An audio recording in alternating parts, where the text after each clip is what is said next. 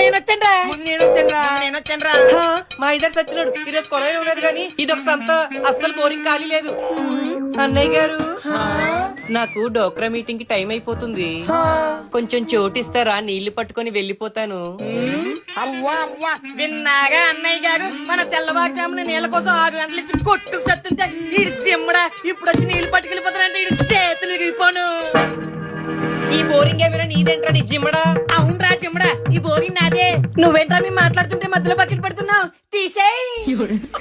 అవునరా ఈ బోరింగ్ నాదే, ఎవడ చెప్పుకుంటా చెప్పుకో. మా వీధిలోకి రారా, మా ఆవిడతో చెప్తాను. ఆహా చెప్తావా? దమ్ముంటే చెప్పుకోగా, దమ్ముంటే చెప్పుకోగా.